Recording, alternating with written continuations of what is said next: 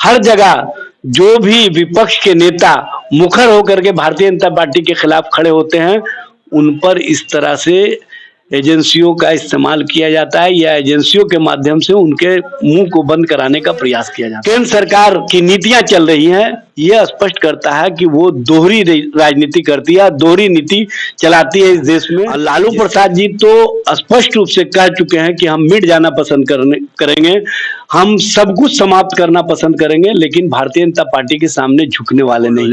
भाई गुंडों पर बुलडोजर नहीं चल रहा है, सिलेक्टिव लोगों पर बुलडोजर चल रहा है। जो भाजपा के साथ वाले लोग नहीं है उन पर बुलडोजर चल रहा है।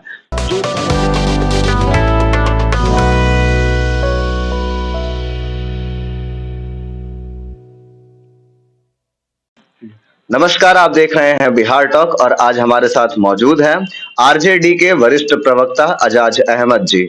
उनसे बातचीत करेंगे और सवालों के जवाब मांगेंगे।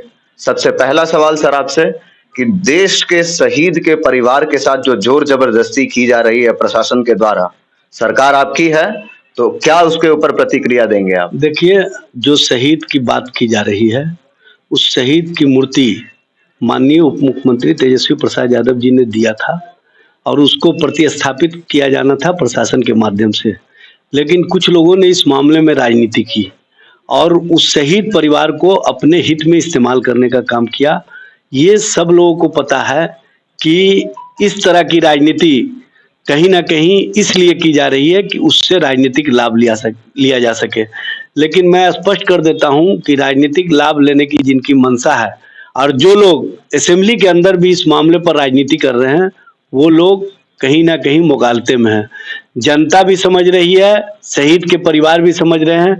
हाँ, कुछ गलतफहमियां हुई हैं, वो माननीय मुख्यमंत्री जी और माननीय उप मुख्यमंत्री जी ने स्पष्ट रूप से कर दिया है कि इस मामले पर सरकार संज्ञान में मामले को लिया है और इसकी जांच भी की जा रही है और सारे मामले स्पष्ट रूप से सामने आ जाएंगे। 15 मार्च को लालू प्रसाद यादव, राबड़ी देवी, मीसा भारती समेत अन्य लोगों को दिल्ली के रोज एवेन्यू कोर्ट में समन किया गया है। आईआरसीटीसी में जो घोटाला किया उन्होंने, उसको लेकर के तो उस पर क्या प्रतिक्रिया? देखिए, हम लोग पहले से जानते थे और पिछले 30 वर्षों से माननीय लालू प्रसाद जी और उनके परिवार के साथ इस तरह की प्रताड़ना का व्यवहार चल रहा है और वेंडेटा के तहत चल रहा है। आप देख रहे हैं कि जो गैर भाजपा शासित राज्य के नेता हैं और जो भी भारतीय जनता पार्टी के नेतृत्व के खिलाफ बोलता है, उसको प्रताड़ना का शिकार होना पड़ रहा है। और लालू प्रसाद जी तो स्पष्ट रूप से कह चुके हैं कि हम मिट जाना पसंद करेंगे, हम सब कुछ समाप्त करना पसंद करेंगे, लेकिन भारतीय जनता पार्टी के सामने झुकने वाले नहीं। जब उन्होंने स्पष्ट रूप से इस तरह का संकल्प व्यक्त किया, उसी दिन से भारतीय जनता पार्टी उनके खिलाफ इस तरह के राजनीतिक षड्यंत्र में शामिल रही है। नहीं लालू, आपको मैं बता देता हूं, जो एजेंसियां हैं, चाहे ईडी हो, चाहे आईटी हो, चाहे सीबीआई हो, चाहे अन्य एजेंसियां हो, इन एजेंसियों के संबंध में माननीय पूर्व मुख्य न्यायाधीश रमन्ना साहब ने कहा था कि इनको अपनी विश्वसनीयता बनाए रखने के लिए बेहतर ढंग से काम करना चाहिए और इनको स्वयं आगे आकर के ये दिखाना चाहिए कि हम किसी के कहने पर या किसी के कहने के अनुसार कोई कार्रवाई नहीं करते हैं। और माननीय मुख्य न्यायाधीश ने उस समय कहा था कि केंद्र सरकार को इसकी विश्वसनीयता बनाए रखने के लिए अलग से एक आयोग की आवश्यकता है, लेकिन अफसोस की बात है कि केंद्र सरकार आयोग बनाने की जगह इन एजेंसियों का और अपने हित में इस्तेमाल कर रही है। ये कहीं ना कहीं वेंडेटा पॉलिटिक्स है और इस पॉलिटिक्स में भारतीय जनता पार्टी को महारत हासिल है। आप देख रहे हैं कि अभी दिल्ली में किस तरह का कार्रवाई हुआ, उससे पहले आपने देखा कर्नाटका में किस तरह का कार्रवाई हुआ, उसी तरह से महाराष्ट्र में किस तरह का कार्रवाई हुआ। हर जगह जो भी विपक्ष के नेता मुखर होकर के भारतीय जनता पार्टी के खिलाफ खड़े होते हैं, उन पर इस तरह से एजेंसियों का इस्तेमाल किया जाता है या एजेंसियों के माध्यम से उनके मुंह को बंद कराने का प्रयास किया जाता है। देखिए, सवाल मुखरता का नहीं, मुखर होकर के बात कीजिए, ठीक है, लेकिन आप अगर गलत नहीं है तो सीबीआई और ईडी से डरने की क्या जरूरत है? अगर छापे पड़ते भी डरते हैं, कहाँ हम लोग डरते हैं? डरे होते तो उनके साथ समर्पण कर दिए होते। डरने का मामला नहीं है, तभी तो वो हमारे ऊपर इस तरह का इन एजेंसियों के माध्यम से इस्तेमाल करवा रहे हैं। जो लोग डर गए उनको अपने साथ ले आए, उसका मामला को बंद कर दिए। चाहे वो नारायण राणे का मामला हो, चाहे असम के मुख्यमंत्री हेमंत विश्व शर्मा का मामला हो, पाइप घोटाले में थे, जब वो कांग्रेस में थे तो उनको जेल जाने का नौबत था, जब वो भारतीय जनता पार्टी में आए तो दूध के धुले हो गए। ये इस तरह की राजनीति भारतीय जनता पार्टी करती रही है और इसका मिसाल है, इसलिए बताने की आवश्यकता नहीं है, ये पूरा देश जानता है, पूरे देश के लोगों को पता है कि भारतीय जनता पार्टी कैसी राजनीति करती है। चिराग पासवान कह रहे हैं कि बिजली का दर जो है वो बहुत महंगा हो गया, 8-9 रुपए प्रति यूनिट चला गया है। स्मार्ट मीटर लगा करके सरकार जो है वो लूट रही है बिहार की जनता को, तो क्या कहेंगे उस पर? देखिए, चिराग जी को सबसे पहले ये देख लेना चाहिए कि सबसे अधिक दर पर केंद्र सरकार या एनटीपीसी बिहार को बिजली देती है। इस संबंध में माननीय मुख्यमंत्री जी ने 5 महीना पहले एक कहा था कि वन नेशन वन टैरिफ ये प्लान लागू होना चाहिए।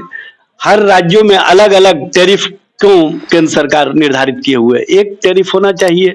और जो स्मार्ट मीटर का प्लान है ये केंद्र सरकार का ही है और केंद्र सरकार के प्लान को ही बिहार में कहीं ना कहीं लागू किया गया है। केंद्र सरकार दोहरी राजनीति करती है और केंद्र सरकार के द्वारा अपने जो शासित राज्य हैं उसमें टैरिफ का रेट कम रखे हुए हैं और जो गैर भाजपा शासित राज्य है उसका टैरिफ रेट बढ़ाए हुए हैं। इसीलिए जब आप बिजली महंगा खरीदेंगे तो महंगा बिजली उपभोक्ता को उपलब्ध होगा ही, ये समझना चाहिए। क्योंकि जिस तरह से केंद्र सरकार की नीतियां चल रही हैं ये स्पष्ट करता है कि वो दोहरी राजनीति करती है, दोहरी नीति चलाती है इस देश में, जिसके कारण इस तरह की स्थिति और परिस्थिति बनी है। चिराग पासवान जी माननीय सांसद भी हैं, आप पार्लियामेंट के अंदर ये बात क्यों नहीं उठाते हैं कि वन नेशन वन टैरिफ के प्लान को बिहार सहित पूरे राज्यों में लागू किया जाए। इस तरह की राजनीति करने से पहले वो अपने सोच को भी स्पष्ट कर दें और उनका दृष्टिकोण भी स्पष्ट होना चाहिए कि उनका दृष्टिकोण बिहार के लोगों का विरोध करना है या बिहार का विरोध करना है या बिजली दर के रेट में समरूपता लाने के लिए कोई काम करना है। अगर इस तरह का मामला नहीं है तो वो किस तरह की राजनीति कर रहे हैं ये समझ से परे। बिहार बजट में आप लोगों ने 10 लाख युवाओं को रोजगार देने की बात की है, दे पाएंगे?